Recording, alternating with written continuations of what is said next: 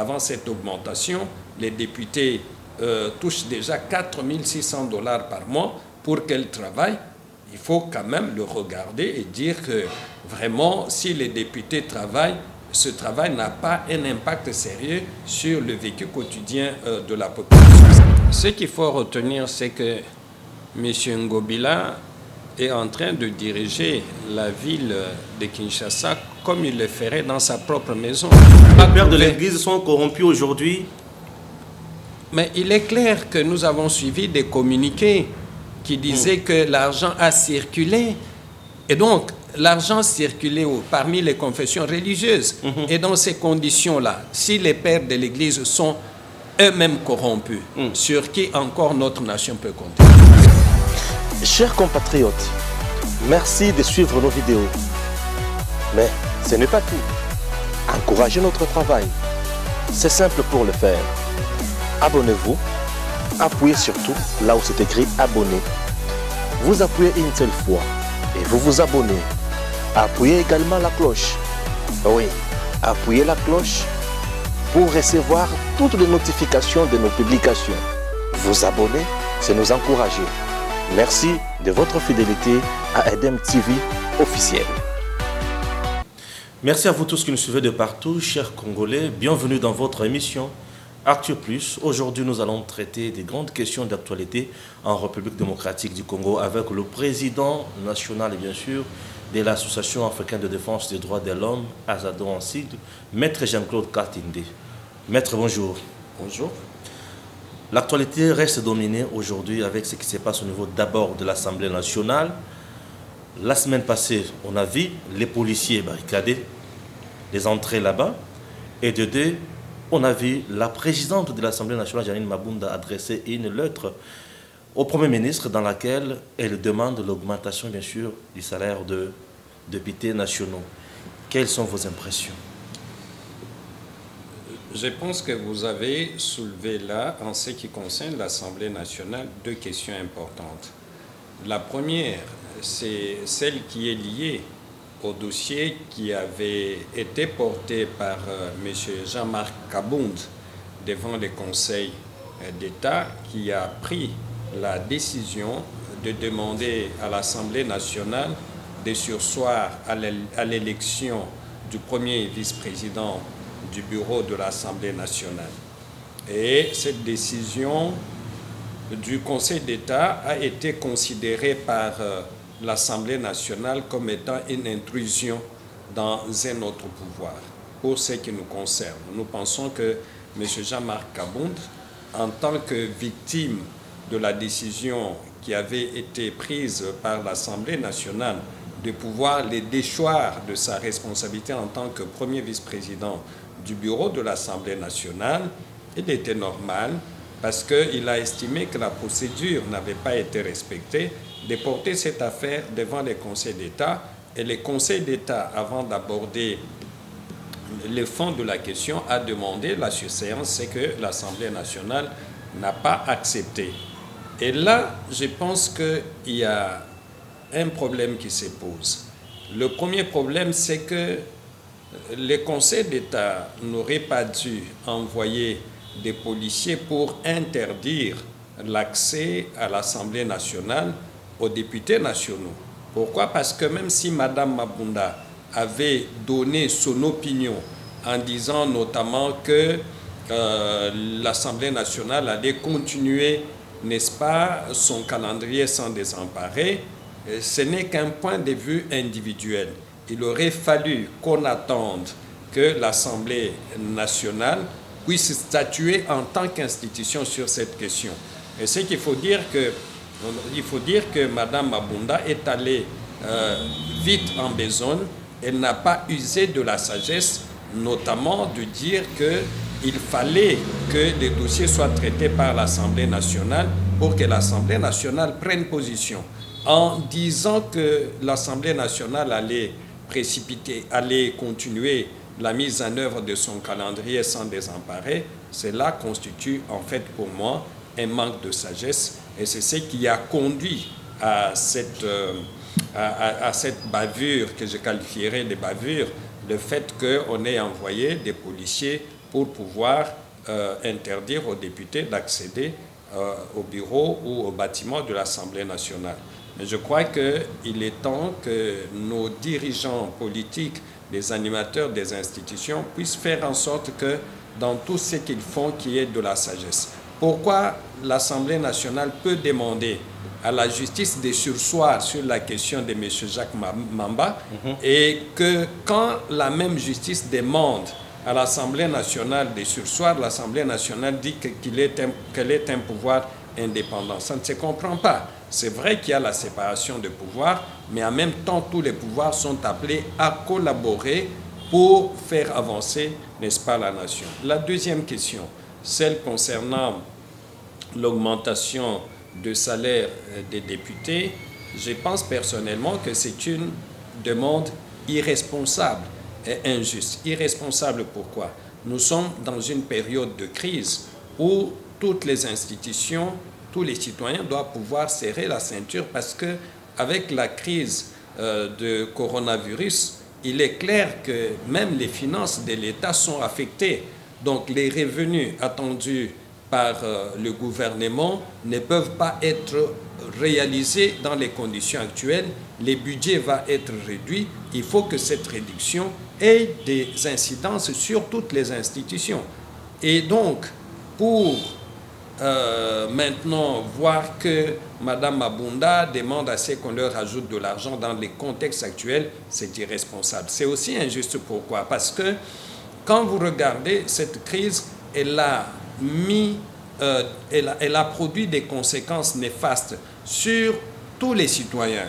Il y a des gens qui ont perdu leur travail, il y a des gens qui ne peuvent pas se déplacer, et il y a des gens qui touchent moins d'argent que ce que les députés touchent déjà. Parce qu'aujourd'hui, avant cette augmentation, les députés touchent déjà 4 600 $ par mois pour qu'elles travaillent. Il faut quand même le regarder et dire que vraiment, si les députés travaillent, ce travail n'a pas un impact sérieux sur le vécu quotidien de la population. C'est pour ça que nous avons dit qu'il faut absolument que le gouvernement refuse d'accorder cette augmentation qui est tout simplement irresponsable. Irresponsable. Passons aussi à un autre point très important aujourd'hui. C'est ce qui se passe au niveau de la CENI. Paraît-il que M. Ronsard serait proposé par le FCC et par d'autres composants, ou bien serait soutenu par le FCC et d'autres composantes sur le plan des sociétés civiles et consorts. La procédure pour la nomination d'un président, ou bien l'élection d'un président de la CENI, se passe comment et quelles sont les structures qui doivent être prises en compte? Je pense que ce qui est en train d'arriver, c'est tout simplement malheureux. Parce que le schéma que Mme Mabunda veut mettre en place, c'est celui qui avait conduit à l'élection ou à la désignation de M. Corneille Nangaa. Et nous avons tous décrié la manière dont les travaux de la CENI ont été conduits par M. Nangaa. Et voir qu'aujourd'hui, les mêmes personnes reprennent le même schéma, ça veut dire en d'autres termes que les élections de 2023 vont nous conduire aux mêmes conséquences que les élections de 2018. Ce qu'il faut éviter. Dans les cas d'espèce, ce qu'il aurait fallu faire, je pense que la première chose, c'est d'écouter d'abord le rapport de la CENI. Et M. Nangaa a déjà déposé son rapport au niveau de l'Assemblée nationale depuis l'année passée. Il revient au bureau de pouvoir programmer l'intervention de M. Nangaa, qu'il vienne faire son rapport. C'est sûr qu'il va relever les points qui ont été positifs et éventuellement il pourrait soulever d'autres questions à soumettre à l'Assemblée nationale et sur lesquelles on peut avoir, n'est-ce pas, des améliorations à faire. Mais ce qui est étonnant, c'est que Mme Mabunda ne programme pas l'intervention de M. Nangaa, alors que c'est un préalable, je voulais dire, si on veut faire un travail sérieux. Deuxième chose, on ne peut pas précéder avec la désignation du président de la CENI, alors que tous nous savons que les réformes de la CENI et de la loi électorale sont importantes, au vu, n'est-ce pas, de ce que nous avons vu en 2018. Donc, ces étapes, pour moi, sont des préalables. d'abord le rapport de la CENI, deuxièmement faire les réformes et après seulement procéder à la désignation, n'est-ce pas, du président de la CENI, parce que la réforme, si elle intervient, elle peut impacter même sur la désignation du président de la CENI, dans la mesure où, aux élections de 2006, c'était les confessions religieuses qui avaient choisi M. Malou Malou, qui, tout compte fait, n'a pas été choisi par toutes les confessions religieuses. Et nous connaissons l'impact que cela a eu. Nous avons, en 2011, été témoins de la désignation de M. Ngoï Mulunda. Et aujourd'hui, nous avons, en 2018, la désignation de M. Corneille Nangaa. Tout mis ensemble, nous pouvons dire que les confessions religieuses ont quand même failli à leur mission.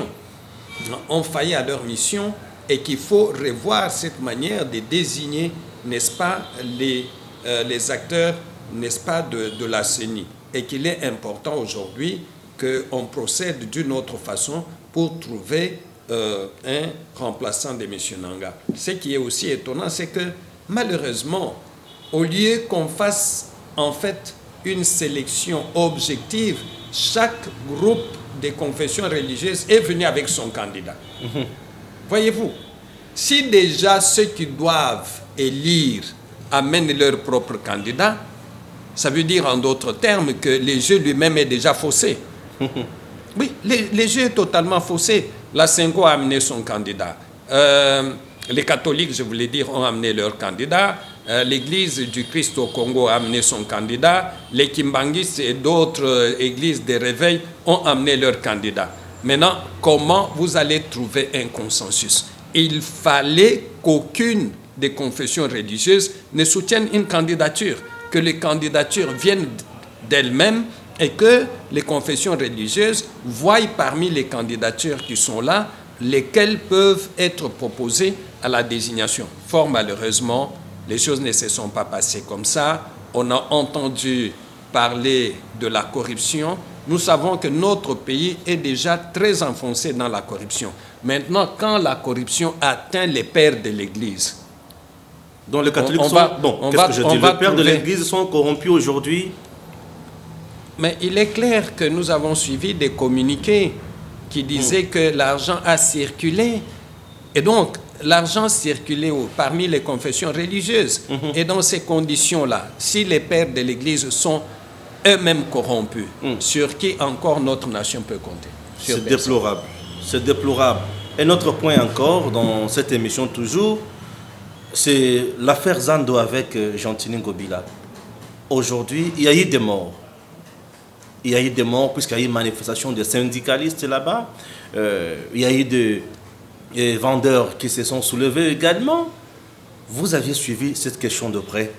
Que dites-vous à la nation congolaise? Ce qu'il faut retenir, c'est que M. Ngobila est en train de diriger la ville de Kinshasa comme il le ferait dans sa propre maison. Quand vous êtes une autorité, il est clair que vous devez pouvoir vous soumettre à des règles. Et ces règles sont les mêmes pour tout le monde. Qu'est-ce que ça veut dire? Tous les marchands ont des étalages ou ont des endroits sur lesquels ils vendent leurs marchandises dans le marché central, au marché central de Kinshasa. Ça veut dire qu'ils ont des contrats avec l'administration du marché. Alors, que vous soyez gouverneur, que vous soyez qui que ce soit, si vous voulez changer les choses, la procédure la plus simple, c'est d'appeler les intéressés, de discuter avec eux, de trouver les modalités. S'il faut leur rembourser leur argent, on leur rembourse l'argent et après seulement, on peut commencer, je ne sais pas, des améliorations et autre chose. Un état de droit fonctionne de cette façon-là. Okay. Or, malheureusement, ce n'est pas de cette façon que M. Ngobila a procédé.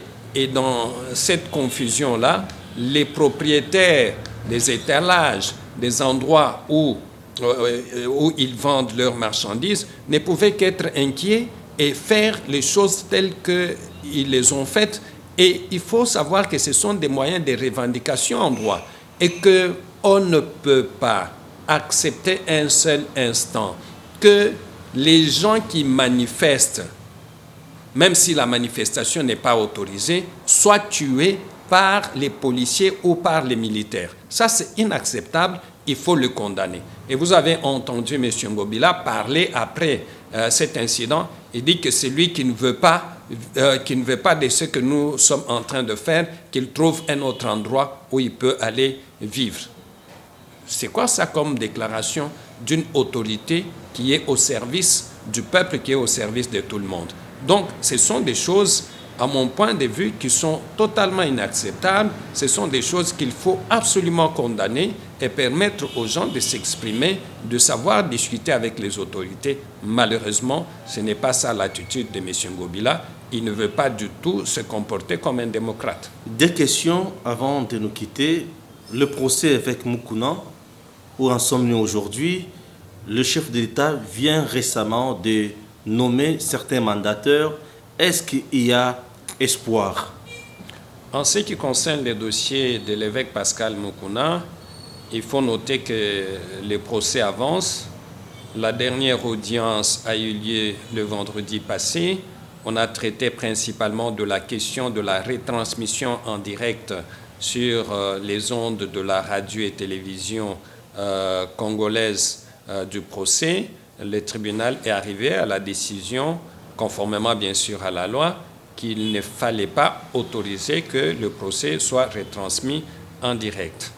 La deuxième question qui était abordée, c'est l'audition des témoins. Tous les témoins presque étaient présents, sauf M. Olengankoui qui n'était pas venu. Et donc, la dernière audience aura lieu le mercredi prochain. Et elle va être consacrée à l'audition de M. Olengankoui, mais aussi elle va être consacrée au réquisitoire du ministère public et aux plaidoiries des parties. Et après, le tribunal prendra l'affaire en délibéré pour rendre sa décision dans les délais de la loi.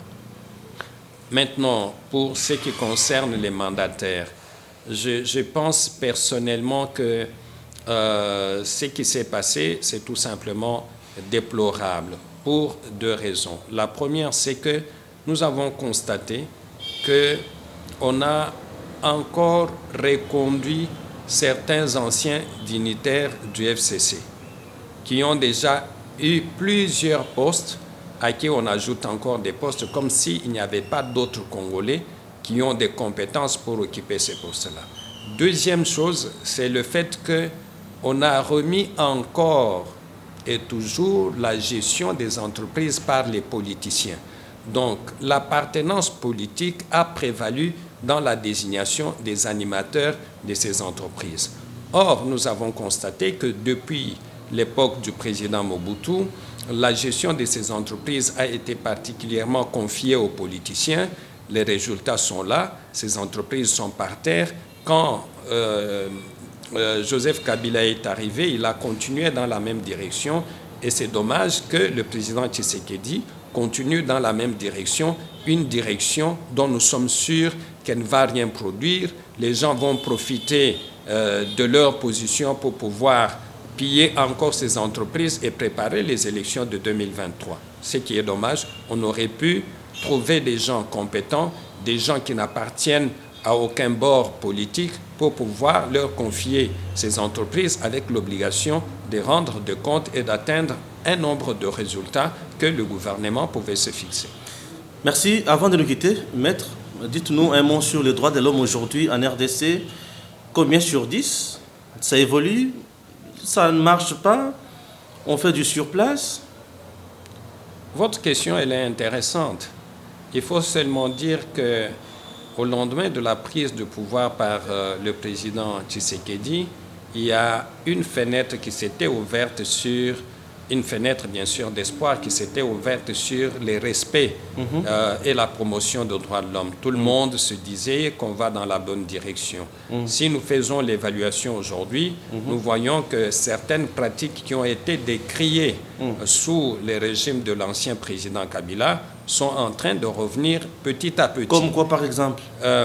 Vous avez vu qu'on a parlé des cas d'une personne qui a été torturée par l'ANR dans le Tanganyika. Ça, c'est extrêmement grave quand encore les institutions peuvent recourir à la torture dans un État moderne comme aujourd'hui. Et vous avez aussi vu que toutes les manifestations presque sont réprimées, et réprimées dans le sang, que ce soit à l'est de la République démocratique du Congo, que ce soit ici à Kinshasa ou ailleurs.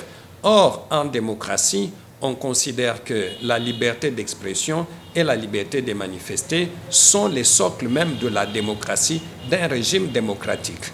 Et donc, il y a petit à petit un recul et nous ne sentons pas cet engagement de la part de toutes les autorités au niveau national comme au niveau, n'est-ce pas, de la province, de faire en sorte que l'État soit respectueux des questions de droits de l'homme. Je vais mentionner ici ce qui est arrivé au Katanga avec Kiongo Mutanga, où on a vu que la police a utilisé la force de manière disproportionnée, a tué les gens, et en même temps, on a vu qu'on a mis dans un même local les hommes, les femmes et les enfants nus. Ça, c'est totalement inacceptable.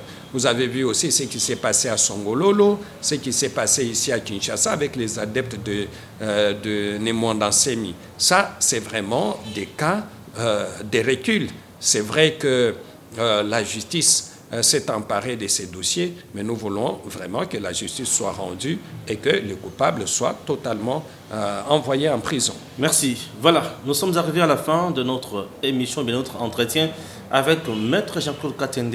Vous avez suivi qu'on a abordé plusieurs questions d'actualité. Il a parlé, bien sûr, sans complaisance, et nous vous disons merci, merci Maître. Merci. Je rappelle qu'il est le président de l'Association africaine de défense des droits de l'homme, AZADO en sigle.